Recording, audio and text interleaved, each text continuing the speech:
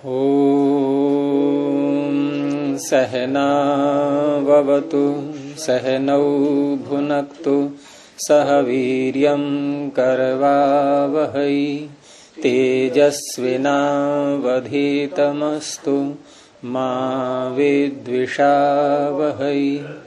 ॐ शान्तिः शान्तिः शान्तिः। न्याय दर्शन की 149वीं कक्षा। इंद्रियों की परीक्षा का प्रकरण चल रहा है और उसमें पूर्व पक्षी ने अपना संशय उठाया था कि इंद्रियां अव्यक्तिक हैं या भौतिक हैं, अर्थात अहंकार से बनी हुई हैं या भौतिक हैं, भूतों से बनी हुई है। और परीक्षण का विषय रखा है एक इंद्रिय को लेकर के, चक्षु इंद्रिय के साथ में। तो वहां संदेह का कारण उसने बताया कि आंख के होने पर, अर्थात कृष्ण सार जो भाग है इसका, पूरी आंख भी ले सकते हैं कि आंख के होने पर वस्तु का दर्शन होता है और न होने पर नहीं होता। तो होने पर हो, न होने पर न हो, तो ऐसी वस्तु भौतिक कहलाती है, क्योंकि अभौतिक वस्तु का होना न होना वो उस तरह से नहीं कहा जाएगा। तो कृष्णसार के होने पर दिखाई देता है, अर्थात जब ये ठीक हो, उपहत न हो, अनुपहत हो, और उपहत हो जाती है, खराबी आ जाती है, तो नहीं दिखाई देता। तो इससे पता लगा कि ये इंद्रिय भौतिक है। लेकिन दूसरा है कि व्यतिरिच्य च उपलम्भात, हम जिस पदार्थ को भी देखते हैं, जिसके रूप का दर्शन करते हैं, वो तब कर पाते हैं जबकि नेत्र से उसको दूर रखें, हटाएं। अगर नेत्र के समीप ले आएंगे तो नहीं दिखाई देगा।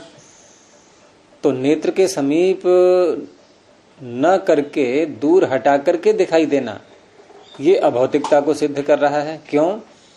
क्योंकि इंद्रियों का स्वभाव है प्राप्य कारित्व, वस्तु के साथ सन्निकर्ष होने के बाद उसका विषय का ग्रहण करना। लेकिन जब पदार्थ को दूर हटा करके और उसके रूप को ग्रहण कर रहे हैं, तो इससे सिद्ध हो रहा है कि ये इंद्रिय अभौतिक है। क्योंकि इंद्रिय जहां नहीं है वस्तु वहां है, और हमें प्रत्यक्ष दिखाई भी दे रहा है कि जिस वस्तु को हम देख रहे हैं वो तो दूर है आंखों से, और आंखों से दूर है तो सिद्ध है कि आंख वहां तक पहुंची नहीं और वस्तु भी उठ करके नहीं आई, सन्निकर्ष हुआ ही नहीं, यानी कि प्राप्य कारित्व जो धर्म है वो घटा ही नहीं। तो अप्राप्यकारी जब बन रही है ये चक्षु इंद्रिय, तो उससे पता लगता है कि ये अभौतिक है, और विभु उसको उस समय स्वीकार करना होगा। और विभू से तात्पर्य यहाँ वही लेना है कि जिन जिन पदार्थों को हम जानते हैं, देखते हैं, उन तक इंद्रिय की पहुंच होना। तो ये अभौतिकता में ही हो पाएगा, क्योंकि उसमें व्यापक का अर्थ हम परमात्मा की तरह सर्वव्यापक नहीं ले सकते। तो इस तरह से दोनों पक्ष रख करके उसने अपने संदेह को, संशय को स्पष्ट किया। और बाद में फिर एक पक्ष लेकर के उसने स्वयं ही अपना समाधान करना चाहा। पूर्व पक्षी ने जो 33वां सूत्र आया था, उसमें उसने दो हेतु बताए कि हम बड़े से बड़े पदार्थ को भी जान लेते हैं और छोटे से छोटे पदार्थ को भी जान लेते हैं, उसका भी रूप ग्रहण कर लेते हैं चक्षु के द्वारा। तो उससे पता लगता है कि ये चक्षु अभौतिक है। क्योंकि अन्य इंद्रियों को देखते हैं हम, जैसे त्वचा को ले लें, इसमें ज्यादा स्पष्टता आती है कि त्वचा से जब किसी वस्तु का स्पर्श करते हैं तो जितने भाग पर त्वचा आ रही है, जैसे हाथ से किसी वस्तु को छुआ, तो जितने हिस्से को हम छू रहे हैं, जितने भाग में त्वचा का सन्निकर्ष हो गया, उतने भाग में उस वस्तु के स्पर्श का हमें ज्ञान हो जाएगा।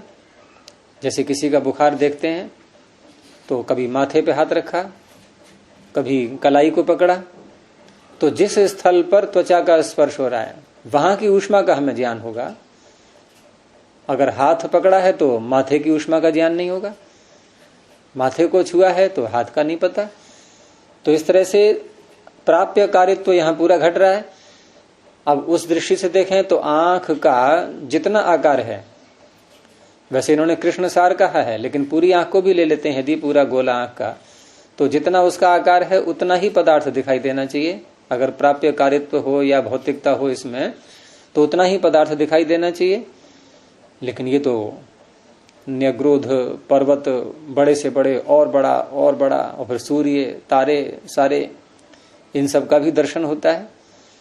और छोटे से छोटे पदार्थ, उसमें न्यग्रोध का फल ले लिया, फल के अंदर विद्यमान बीज ले लिए, उनका भी दर्शन होता है, जबकि वो आंख के आकार से छोटे हैं।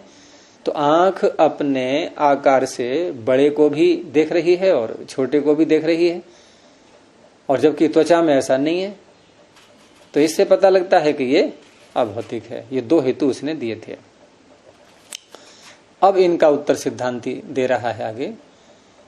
तो आगे 34वें सूत्र की भूमिका में पहले कहा, उसकी बात का खंडन किया कि न महद अणु ग्रहण मात्रात अभौतिकत्वम विभुत्वम च इंद्रियाणाम शक्यम प्रतिपत्तुम।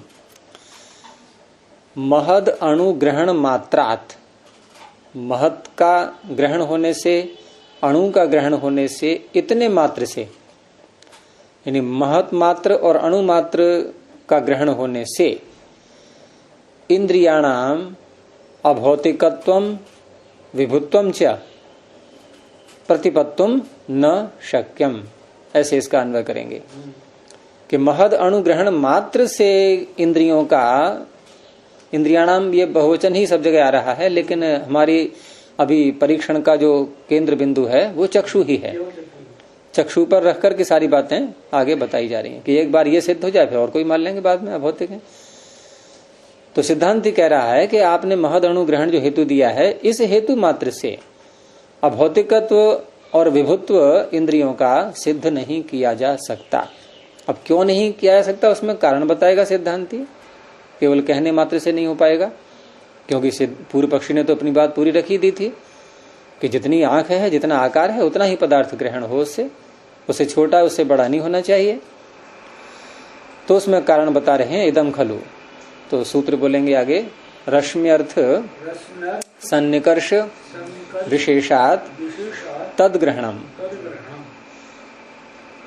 इस सूत्र के दो प्रकार के अर्थ हो सकते हैं, और दो प्रकार के अर्थ इसलिए कि दो प्रकार की मान्यताएं चलती हैं। एक तो ये मान्यता है, यद्यपि इसमें सत्य तो एक ही होगी और उसमें शंकाएं भी नहीं रहेंगी, और दूसरी जो मान्यता है सामान्य रूप से चलती है, उसमें शंकाएं बहुत सारी रह जाती हैं, समाधान नहीं हो सकता। तो सूत्र का अर्थ करने से पहले क्या मान्यता है वो देखते हैं कि एक तो यह है कि रश्मि की बात सूत्र में कही गई। अब रश्मि, कुछ लोग ये मानते हैं कि चक्षु से रश्मि निकलती है और वस्तु से जाके टकराती है। नवीन समझ में आ रहा है? ध्यान से सुनना कि चक्षु से रश्मि निकलती है और वस्तु पर जाकर के टकराती है, और टकरा करके फिर वापस आती है, क्योंकि किरणों का, रश्मियों का ये सिद्धांत है कि रिफ्लेक्शन उसका होता है, वापस आएगी टकरा करके। तो टकरा करके वापस आती है और फिर चक्षु में आई वो, अब हमें रूप का दर्शन होता है। प्रायः आपको यही बात सुनने को मिलेगी, लेकिन वैज्ञानिक ऐसा नहीं मानते।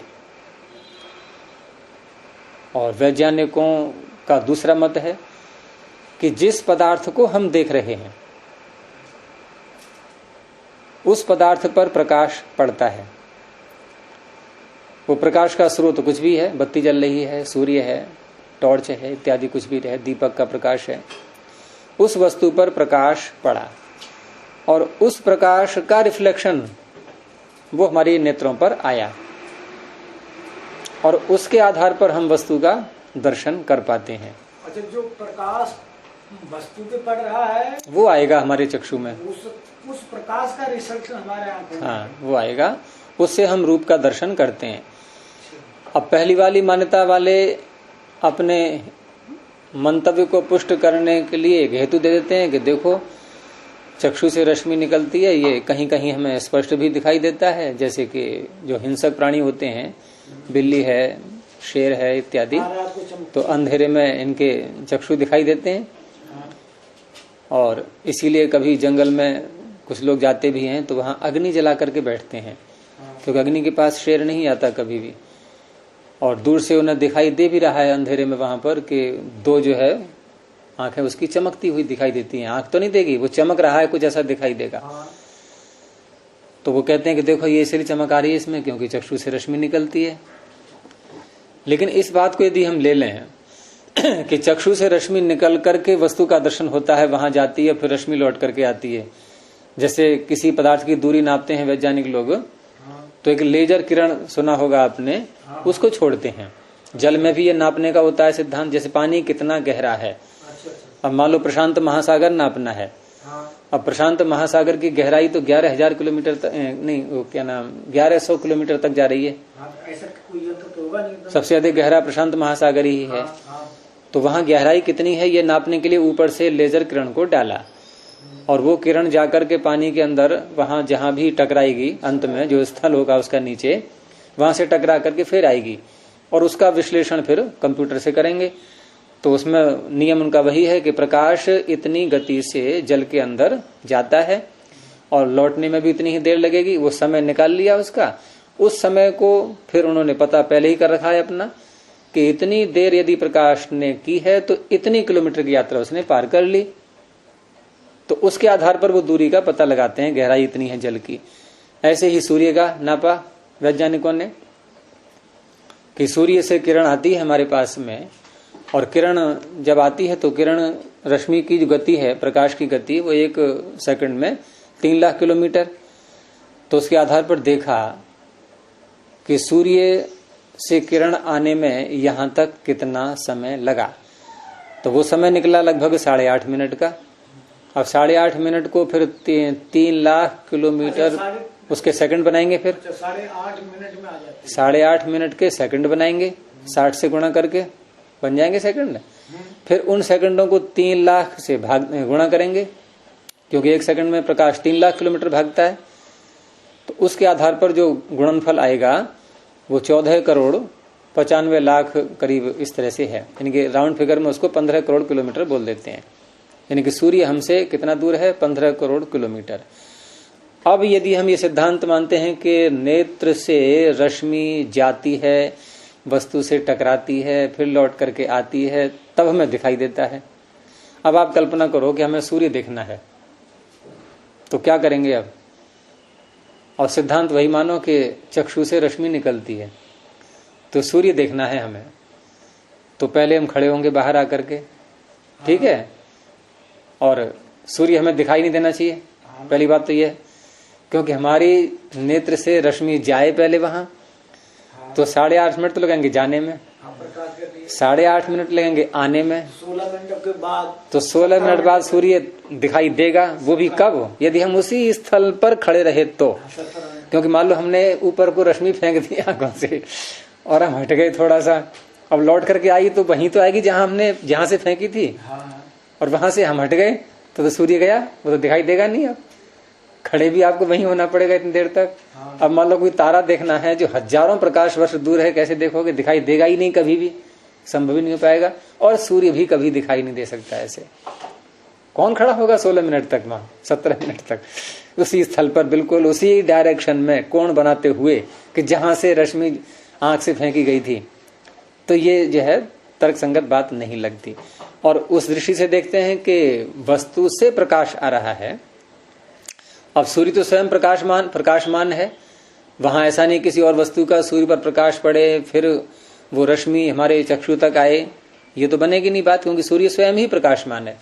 तो वहां से प्रकाश आ रहा है, लगातार चल रहा है, और हम तुरंत कमरे से बाहर निकले और प्रकाश को पहले से ही चला आ रहा है और हमने तुरंत ही उसका दर्शन कर लिया। तो यही सिद्धांत है वास्तव में। अब यहां जो सूत्र का अर्थ करेंगे कि रश्मि अर्थ सन्निकर्षात्। अब एक बात और भी है इसमें कि हम सारी रश्मियों को ग्रहण नहीं कर सकते। रश्मियों में ऐसा होता है कि जैसे 7 रंग आपने सुने ही हैं, हाँ, उन 7 रंगों में 3 रंग होते हैं वास्तव में, अन्य तो मेल से बनते हैं। वो 3 रंगों में सबसे पहले बैंगनी रंग, बीच में पीला रंग, ये क्रम है इनका भी, और नीचे लाल। बैंगनी, पीला, लाल, ये 3 ही रंग होते हैं वास्तविक, और अन्य जो है ये मिश्रण से बनते हैं। बैगनी मतलब वही वो नीला है। सारे रंग मिला दोगे सफेद बन जाएगा, हाँ। और किसी भी रंग को हम न पकड़ पाए तो काला बन जाएगा। नहीं गुरु जी, यही आपकी मानता विपरीत है। मैं तो यही सुना था वैसे। गुरु जी सारा निकाल देंगे तब सफेद हो जाएगा, सारा मिला देंगे तब काला होगा, ये सिद्धांत नहीं, ऐसा मानते हैं ना कि जैसे कोई पदार्थ में काला दिखाई दे रहा है, हाँ, तो काला दिखाई दे रहा है और सूर्य के प्रकाश में रखा हुआ है, धूप में रखा है मान लो, हाँ, तो ये तो स्पष्ट है कि सारी रश्मियां उस पर आ रही हैं। आ रही है। लेकिन उसने क्या किया कि रिफ्लेक्शन जब किया तो उसने सारी रश्मियों को सोख लिया, हाँ, तब काला हो गया, तब काला दिखाई देगा। हाँ, हो गया ना, सारे मिले हुए तो सोख लिया है उसने। वही गुरु जी ने, वही जो मैं कहना चाह रहा था, आप वही कह रहे हैं। अच्छा। सारा रंग मिल गया ना, तो काला हो गया। अब कल्पना करें जो हमें पीला दिखाई दे रहा है, उसने शेष रंगों को तो वापिस कर दिया, सोख लिया, पीले को रिफ्लेक्ट कर दिया। हाँ, रिफ्लेक्स कर दिया। नहीं, हाँ, जो हमारी नेत्रों पे जो आया वो वहां से जो है लौट करके आया है, उस पदार्थ से टकरा करके। नहीं गुरु जी, सारा वापिस किया है, पीला रखा है अपने पास, तब वो पीला दिखाई दे रहा है। हाँ, पीला दिखाई देगा। हाँ, सारा रखेला है, केवल पीला ही है। और सफेद है, सफेद है जो सारा ही फेंक दिया, कुछ भी नहीं रखा, वापिस कर दिया उसने, अपने अंदर कुछ नहीं रखा, वो सफेद होगा। और बाकी जो और रह गए, जैसे 3 ये हो गए, 2 ये हो गए, 2 और रह गए, तो 2 जो है उसमें एक बैंगनी और पीला मिलकर के बनता है, और एक लाल और पीला मिलकर के बनता है। ये इस तरह से हो गए। अच्छा, अब जो मैं बात कहना चाह रहा हूं वो ये है कि इनमें रश्मियों में एक आवृत्ति होती है, जो वैज्ञानिकों ने परीक्षण किए हैं, यानी कितनी तेजी से आ रही हैं वो, और ये आई फिर और आई फिर और आई, ये आवृत्ति कहलाती है, बार बार आना। तो उसमें हमारे नेत्रों के ग्रहण करने की जो क्षमता है उसको वैज्ञानिकों ने परीक्षण से निकाला है कि हम 4000 से लेकर के 7500 जो आवृत्ति होती है रश्मियों की, उसको हमारे नेत्र ग्रहण कर पाते हैं, और उससे अधिक हो जाती है। जैसे बैंगनी से हम अगर और ऊपर को पहुंच जाएंगे तो वहां उसको बोलते हैं फिर अल्ट्रावायलेट, जो रेज होती हैं अल्ट्रावायलेट किरणें, और उनको हमारे नेत्र ग्रहण नहीं कर सकते। और नीचे को आते हैं तो लाल से नीचे जो किरणें होंगी जिनकी आवृत्ति होगी उन्हें बोलते हैं इंफ्रारेड रेज, उनको भी हमारे नेत्र ग्रहण नहीं कर पाते। लेकिन मशीनें कुछ ऐसी बन गई हैं जो अल्ट्रावायलेट किरणों को भी पकड़ती हैं और इंफ्रारेड को भी पकड़ती हैं, और उससे जो है हमारे सैनिकों के पास भी ऐसे ऐसे यंत्र दिए जाते हैं, उनके पास कैमरे भी होते हैं जो रात में भी देखा करते हैं, फोटो ले लेते हैं। और कुछ अन्य पशु पक्षी भी, जैसे कि शेर को ले लें, यानी किसी को ले लें, ये अंधेरे में देख लेते हैं, उल्लू देख लेता है अंधेरे में। तो ये इनकी अलग अलग क्षमता होती है, इनकी अलग अलग क्षमता होती है। ऐसी शब्द के विषय में होता है, ध्वनि के विषय में भी, कि ध्वनि की भी आवृत्ति होती है। आपने कंप्यूटर पर देखा होगा, कभी कभी जो है वो ऐसे ऐसे धारी चलती है ना, ये क्या है, आवृत्ति। और आप जो है आपके मोबाइल में ही जैसे कोई ऑडियो की फाइल है अगर, तो उसका आइकन, उसका निशान चिन्ह क्या बनता है, वो आवृत्ति वाला ही निशान है, उसको ऑडियो बोलते हैं। वो आइकन जो है उसी का होता है। वो इनकी भी एक आवृत्ति होती है। तो वहां भी हमारी एक क्षमता है कानों की, और वो क्षमता है कि 20 आवृत्ति से लेकर के 20,000 तक की आवृत्ति, ये इस आवृत्ति वाले शब्दों को हम ग्रहण कर पाते हैं। इससे कम और इससे अधिक नहीं कर सकते। और इसीलिए कभी कभी आपने देखा होगा कि जो सरकारी गोदाम होते हैं और वहां अनाज की रक्षा करने के लिए चूहे न खा जाएं उसके लिए, तो चूहों को भगाने के लिए वो एक उपाय करते हैं। वहां उसमें एक यंत्र लगा देते हैं ऐसा कि जो 20,000 से अधिक आवृत्ति वाले शब्द को जो है छोड़ता है वो, और उससे वो चूहे घबरा करके भागते हैं। वो चूहे 20,000 से आवृत्ति वाले अधिक शब्द को पकड़ लेते हैं वो, और हमें नहीं सुनाई देगा कुछ भी। वहां पर हम अगर उस गोदाम में घुस जाए और वो मशीन शब्द छोड़ रही है तो हम नहीं पकड़ पाएंगे उस शब्द को, और चूहे पकड़ के भाग जाएंगे। वो भागेंगे वहां से, जैसे कोई भूचाल से आ गया इस तरह से वो भागेंगे वहां से। तो शब्द जैसे हम 20 से लेकर के 20,000 की आवृत्ति तक, और आपने देखा होगा इसमें जैसे ऑडियो की फाइल में हम कभी कभी कोई एडिट करते हैं उसको, और एडिट करके उसको परिवर्तन करना है, तो उसमें एक ऑप्शन भी आता है कि आपको कितने आवृत्ति वाले शब्द चाहिए, तो 20 से लेकर के और आगे की संख्या जो आएगी वो उसी की सीमा में आएगी। उससे कम करोगे आप तो आपको सुनाई ही नहीं पड़ेगा। और बहुत से ऐसे प्राणी होते हैं जो कम आवृत्ति वाले शब्द को भी सुन लेते हैं। आप मछली को देख लो, आप मच्छर को ले लो। आप मान लो मच्छर ऐसे बैठा है, आप ऐसे हाथ ले जा रहे हो धीरे धीरे, ठीक है, और आपके छूने से पहले ही वो उड़ लेगा। ये क्या हुआ? उसे कैसे पता लग गया? मच्छर की आंख नहीं है ऐसी, उसे कैसे पता लगा कि हाँ मेरे पास कुछ आ रहा है? क्योंकि ये तो सिद्धांत पीछे आ चुका है न्याय दर्शन में कि भूतों में जो संक्षोभ होता है उससे शब्द की उत्पत्ति, ध्वनि की उत्पत्ति होती है। तो हमारा जो हाथ नीचे जा रहा है तो वायु के साथ हाथ का संक्षोभ है कि नहीं है? भाई वायु में हाथ टकरा रहा है धीरे, लेकिन उस शब्द की आवृत्ति को हमारे कान नहीं सुन पाएंगे।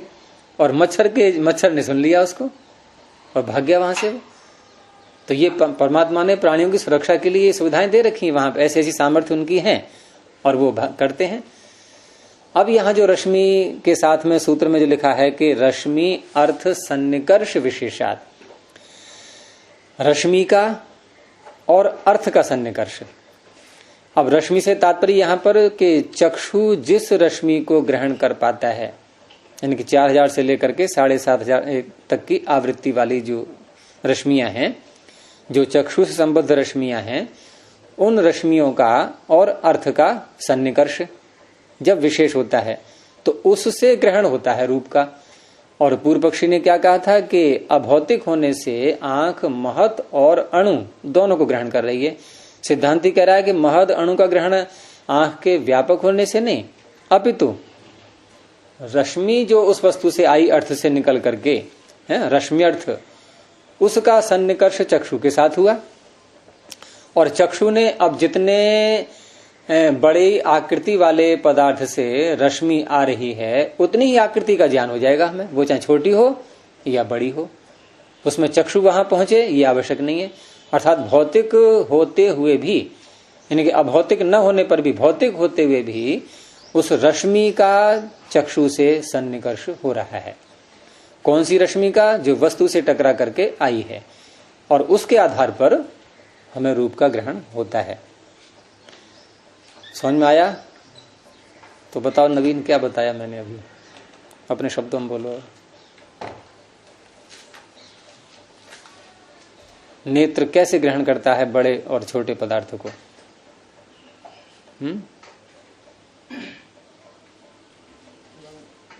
प्रकाश जो है वस्तु में,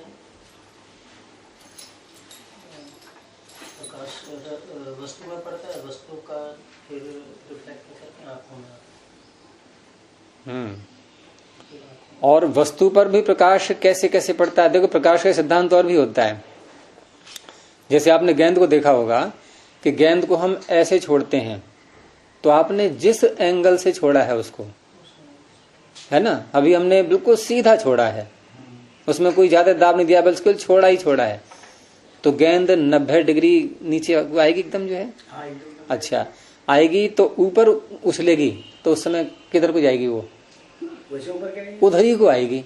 अच्छा, अब आप जो ऐसे करो, जैसे ऐसे गेंद पकड़ी और ऐसे करके मारो, थोड़ा तिरछा करके, आप किधर जाएगी? आप किधर जाएगी? कल्पना करो। वापस आएगी एंगल पे डाल नहीं, आगे जाएगी। ये फर्श है मान लो, और मैंने ऐसे यहाँ गेंद रखी और ऐसे करके इसको छोड़ा, तो जितने कोण से मैंने ये जो तिरछी जो कोण बना है, उतना ही तिरछा कोण उधर को बनेगा, उधर को जाएगी। अब तो प्रकाश हमेशा कोण से चलता है। ये जिस बिंदु पे जाके टकराएगा तो उससे पहले ये नियम होता है कि किस कोण से आया है ये, और जो कोण का तिरछापन जितना बना उतना ही तिरछापन उधर को रिफ्लेक्ट होगा। वो इस तरह से प्रकाश चलता है। अब मान लो कोई वस्तु रखी है, ये पुस्तक है, अब इस पुस्तक पर प्रकाश यहाँ भी पड़ रहा है, यहाँ भी पड़ रहा है, यहाँ भी, यहाँ भी, यहाँ भी, सारे बिंदुओं में सब पे पड़ रहा है प्रकाश इसका, और रिफ्लेक्ट होकर के अब ये कहाँ कहाँ जाएगा? ये चारों तरफ को जाएगा, मतलब इसके सामने वाले हिस्से में सभी तरफ जाएगा। ये जो इस कोण पड़ रहा है तो हम देखेंगे कि ये जो है इसका तिरछापन कितना बना, तो उसके आधार पर रिफ्लेक्ट होकर के ऐसे होगा उतना ही। यहाँ जो पड़ा तो थोड़ा सा धारी में अंतर आया उसकी तिरछेपन में, तो और धर को जाएगा, तो चारों तरफ को प्रकाश फैलता है।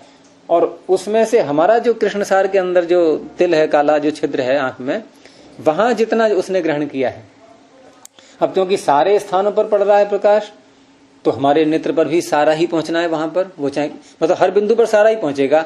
अब मान लो मेरे पास में कोई और व्यक्ति खड़ा है, उसको भी पुस्तक, अब तुम्हें भी पुस्तक पूरी दिखाई दे रही है, इनको भी पुस्तक पूरी दिखाई दे रही है। क्यों दे रही है? इसका पूरा रिफ्लेक्ट होकर के प्रकाश तुम्हारे नेत्रों पर भी आ रहा है, इनके पर भी आ रहा है, सबके पे आ रहा है। जितने व्यक्ति खड़े हैं सबको पूरा आकार ही दिखाई देगा इसका, कम कम नहीं कि मुझे आधी दिखाई दी है, मुझे चौथाई दिखाई दी है, ऐसा नहीं। तो ये प्रकाश का सिद्धांत है। तो ऐसे ही यहां पर है। तो इस तरह से रश्मि पदार्थ से आती है जो, और वो हमारे चक्षु में आ रही है। अब पदार्थ बड़ा है तो बड़ा देखेंगे हम, छोटा है तो छोटा देखेंगे। उसमें भौतिकता, मतलब इससे अभौतिकता सिद्ध नहीं हो रही है, क्योंकि सिद्धांति को सन्निकर्ष दिखाना है। सिद्धांति को उस सिद्धांत की रक्षा करनी है जो इंद्रियों के साथ बताया उसने पीछे, कि प्राप्य कारित्व, ये सदा ध्यान रखना है। और प्राप्य कारित्व यहां भी घट रहा है, यहां प्राप्य कारित्व ही है। क्या प्राप्य कारित्व है? कि वस्तु से प्रकाश वहां से उसके रूप को लेकर के आया और नेत्र से उसका सन्निकर्ष हुआ, हो गया प्राप्य कारित्व नहीं, और तब ग्रहण किया है। तो इतने मात्र से उसका भौतिकत्व सिद्ध नहीं हो सकता। तो देखिए भाष्य इसका कि तयोः महद अण्वोः, द्विवचन दिया क्योंकि महद अणु दो शब्द थे। तो तयोः महद अण्वोर ग्रहणम, महत का, महत परिमाण का और अणु परिमाण का जो ग्रहण हुआ, वो ग्रहण कैसे हुआ? कि चक्षुरश्मेः अर्थस्य च सन्निकर्ष विशेषात्। चक्षुरश्मि, चक्षुरश्मि का तात्पर्य यहां पर, अब हालांकि दोनों प्रकार के अर्थ निकल जाते हैं इसमें। अब ये भी अर्थ हो जाएगा कि चक्षु से निकली रश्मि, और दूसरा चक्षु से टकराई रश्मि, वो चक्षु रश्मि हो गई। चक्षु रश्मि है अर्थस्य च, और अर्थ का जो सन्निकर्ष विशेष है, विशेष इसलिए लगाया है कि सन्निकर्ष तो है, लेकिन विशेष सन्निकर्ष ये है कि 4000 से लेकर के 7500 तक की आवृत्ति वाली जो रश्मियां हैं, बस उन्हीं को ये ग्रहण करेगा, औरों को नहीं करेगा। तो उन रश्मियों का और अर्थ का सन्निकर्ष विशेष से भवति, किम भवति? ग्रहणम भवति, जो पीछे आया, यानी महद अणु का ग्रहण इस प्रकार से होता है। आगे दृष्टांत यथा प्रदीप रश्मि है अर्थ से च, जैसे प्रदीप की रश्मि तो हम स्पष्ट देखते ही हैं, और प्रदीप की रश्मि के पास में कोई अन्य वस्तु रखी है और उसको भी देख पा रहे हैं प्रदीप के कारण से, और स्वयं प्रदीप की रश्मि को भी हम देखते हैं। तो प्रदीप रश्मि है अर्थ से च, प्रदीप की रश्मि का और अन्य किसी अर्थ का जैसे ग्रहण होता है, वैसे ही चक्षु रश्मि, चक्षु से संबद्ध रश्मि जो चक्षु के पास आई, और अर्थ से अर्थ का, इस सन्निकर्ष विशेष से ग्रहण होता है, महत का भी और अणु का भी। और दूसरा कि रश्म्यर्थ सन्निकर्षश्च आवरण लिंग, रश्म्यर्थ सन्निकर्ष, रश्मि का और अर्थ का ये जो सन्निकर्ष हुआ है, जैसे दीपक पास में रखा हमने और पास में एक घड़ा भी रखा हुआ है। अब घड़ा हमने देखा, घड़ा हमें दिखाई दे रहा है क्योंकि प्रदीप से निकली रश्मि घड़े तक जा रही है और वहां से लौट करके चक्षु पर आ रही है। लेकिन प्रदीप से जाती हुई रश्मि क्या हमें दिखाई दे रही है? प्रदीप से जाती हुई रश्मि घड़े तक जो जा रही है, क्या वो दिखाई दे रही है? हैं? रश्मि दिखाई नहीं देती है। अच्छा, रश्मि क्यों नहीं दिखाई देती, ये प्रश्न उठेगा। रश्मि क्या है? ये प्रकाश। प्रकाश गुण है या गुणी? प्रकाश गुण है। और गुण और रूप किसका धर्म है? अग्नि गुण है कि द्रव्य है? तो रूप स्वयं एक गुण है, तो रूप गुण है अग्नि का, प्रकाश भी गुण है अग्नि का, ठीक है। और प्रकाश गुण अग्नि का है, तो प्रकाश दीपक से घड़े तक पहुंचा, और स्वयं प्रकाश में रूप नहीं है, कोई कह सकता है कि है तो प्रकाश में रूप। देखो हम किसी कमरे में बैठते हैं कभी कभी और उसमें कोई छिद्र हो और प्रातःकाल सूर्य निकल रहा हो, उस छिद्र में से, खिड़की में से, और किरणें आ रही हैं और वो किरणें हमें दिखती हैं कि नहीं है? तो हो गया प्रकाश में रूप। उसमें कुछ कण होते हैं, वो इसी तरह दिखते हैं, गुलकण या और कुछ। हाँ, तुमने ठीक कहा कि हमें रश्मि नहीं दिख रही है। रश्मि जिन कणों से टकरा रही है वो कण दिखते हैं, हमें रश्मि नहीं दिखती। अगर वहां बिल्कुल खाली स्थान कर दिया, जैसे आकाश को ले लो, आकाश में भी हमें ये आकाश यद्यपि दिखाई देता है, हमें रात्रि में आकाश नहीं दिखाई देता, दिन में दिखाई देता है। उसमें कारण क्या है? क्योंकि आकाश में भी बहुत सारे कण हैं, जल के हैं और धूल के भी हैं, वायु के छोड़ो, क्योंकि वायु में तो रूप होता ही नहीं है। तो ये सारे हमें आकाश क्यों दिखाई दे रहा है? लेकिन अगर हम और ऊपर पहुंच जाएं, जहां बिल्कुल शुद्ध स्थान है, खाली कुछ भी नहीं है, वहां अंधेरा ही अंधेरा दिखाई देगा। और वैज्ञानिक परीक्षण भी करते हैं इसका। इन्होंने ऐसे परीक्षण किया है कि मान लो एक काला डिब्बा रखा, एक डिब्बा कोई काला करके रख दिया उसको, और उसमें एक छिद्र बना दिया और अंदर उसके दीपक रखा। काला डिब्बा बना करके उसके अंदर दीपक रखा और उसमें एक छिद्र बनाया और उस कमरे में पूरा अंधकार कर दिया गया। कमरे में पूरा अंधकार, और उस कमरे में एक काला बॉक्स बनाया। काला बॉक्स इसलिए कि उसके अंदर से प्रकाश बाहर को ना आ पाए, और एक उसमें छिद्र बना दिया, और छिद्र बना करके पूरे कमरे में अंधेरा करके, और दीवार पर बुद्धि उसका डिब्बे का जो छिद्र का मुख है उधर की ओर किया। क्या होगा? उस दीवार पर प्रकाश पड़ेगा, ठीक है, बिंदु बनेगा उसका, जितना बड़ा छिद्र है वैसा बिंदु वहां बनेगा। लेकिन ये जो डिब्बे से प्रकाश वहां तक जा रहा है, ये दिखाई दे रहा है, ये रश्मि दिखाई दे रही है? दिखाई देगी क्या? देगी? वो नहीं देगी दिखाई, वो बिल्कुल नहीं देगी दिखाई। तो इससे पता लगता है कि रश्मि नहीं दिखाई देती। रश्मि जो टकराती है पदार्थों से, वो पदार्थों से प्रकाश जब वहां से परावर्तित होकर के आता है, वो रूप को लेकर के आता है। नहीं, रश्मि कैसे दिखाई दी जाएगी? रश्मि में रूप नहीं होता है। रश्मि रूपवान पदार्थों के रूप का दर्शन कराती है, लेकिन स्वयं रश्मि में रूप नहीं होता है। जैसे अंधेरे में हम टॉर्च मारते हैं, तो टॉर्च के साथ वो प्रकाश जाते हुए जहाँ तक, वो कारण वही है। वहाँ कण हैं, हमारे यहाँ कमरे में भी कण हैं सारे। दीपक का जो बता रहे हैं आप, हाँ, तो वो इसलिए किया कि मैंने कमरा पूरा अंधकार में कर दिया गया है, और बहुत छोटा छिद्र लगाते हैं उसमें, और कमरे में कोई धूले कण भी नहीं उड़ रहे हैं उस काल में, ऐसा नहीं है। क्योंकि वहां जो तुम्हें दिख रहा है ना, ये दृष्टांत आप जो दे रहे हैं, कमरे में पूरा अंधेरा कर दिया, एक काला पहले दीपक रख दिया, ऊपर काला डिब्बा पर रख दिया पूरा काला, उसमें तो छोटा सा सुराख कर दिया, तो अब जो प्रकाश निकलेगा वो क्या? अच्छा, उसको भी छोड़ो आप, चलो आपको एक और दृष्टांत देते हैं, वो समझ नहीं आ रहा है तो नहीं आ जाएगी ये थोड़ा। नहीं, एक आपने देखा होगा आजकल एक टॉर्चें आती हैं ऐसी, जो कभी कभी अध्यापकों के पास भी होती है, और मान लो अध्यापक बैठ के पढ़ा रहा है और दूर जो है बोर्ड बना हुआ है, और वहां कोई किसी एक शब्द पर हमें जो है हाईलाइट करना है, तो उस टॉर्च को जलाते हैं लाल रंग की बिल्कुल, और वहां तो आपको बिंदु दिखाई देगा, लेकिन वो लाल धारी बीच में नहीं दिखाई देगी, बिल्कुल नहीं दिखाई देगी। फिर तो रश्मि नहीं दिखाई देती। हमारे यहाँ गुरु जी ऐसा है, लेजर वाली, हम बंदर को भगाते हैं, उससे हम बंदर की आंख पे मारते हैं ना, तो बंदर यूं करता है और फिर वो भाग जाता है, हमारे आसन। वो कारण दूसरा है, वो तो ये शिकारी जो है ना, पक्षियों का शिकार करने वाले, तो वो भी जो है ऐसा टॉर्च लेते हैं एक प्रकार की, जो कि जैसे मैंने कहा ना कि मनुष्य की चक्षु जो है, मनुष्य का चक्षु 4000 से लेकर के 7500 तक की आवृत्ति को ग्रहण करता है, और वो जो है मशीन जो टॉर्च बनाते हैं वो बहुत अधिक आवृत्ति की होती है, और वो पक्षी के उस पर डालेंगे आंख पे, अब पक्षी की आंख पे डालेंगे तो पक्षी एकदम चौंधिया जाएगा, बिल्कुल उसे कुछ नहीं दिखाई देगा और नीचे गिर पड़ेगा वो, और पकड़ लेते हैं उसको। ये शिकारी करते हैं ये इस तरह के उपाय।